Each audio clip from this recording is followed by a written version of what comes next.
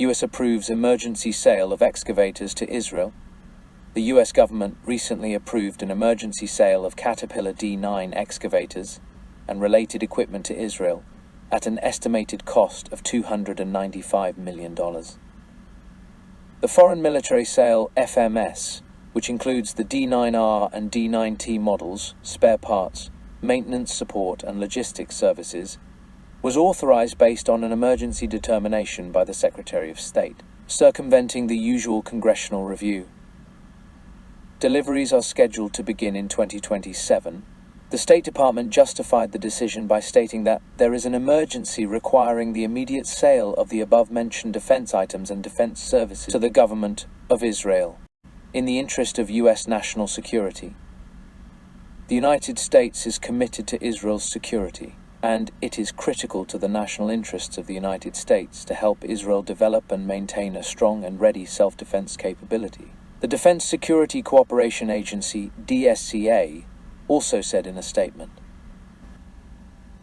The Italian plan for the army: enlist up to 40,000 more soldiers. Enlist between 30 and 40,000 more soldiers in the army. Increase the Italian defensive capacity by more than a third and reach the threshold of about 135,000 soldiers, ordinary and non-reservists, an operation to be operated over a period of time between 5 and 8 years. This is what the National Security Plan, on which the Defense General Staff is working on the recommendation of Minister Guido Crosetto, would provide.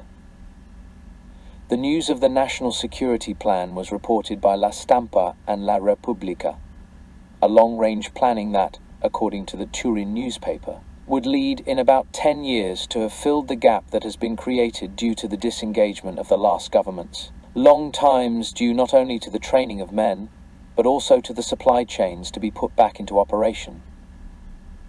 Italy could take part in a UN mission in Ukraine if this is established, Minister Crosetto told Il Corriere della Sera, stressing that the presence of the United Nations along the Ukrainian border could become a reality as the crisis evolves. This debate is surreal and premature at the same time, Crosetto said about the possibility of Italian soldiers being deployed on Ukraine's borders, because the truce will be the result of conditions that must suit everyone, and therefore also the Russians. However, the minister said that he will see sooner or later the UN in Ukraine, recalling that Italy has always participated in UN missions.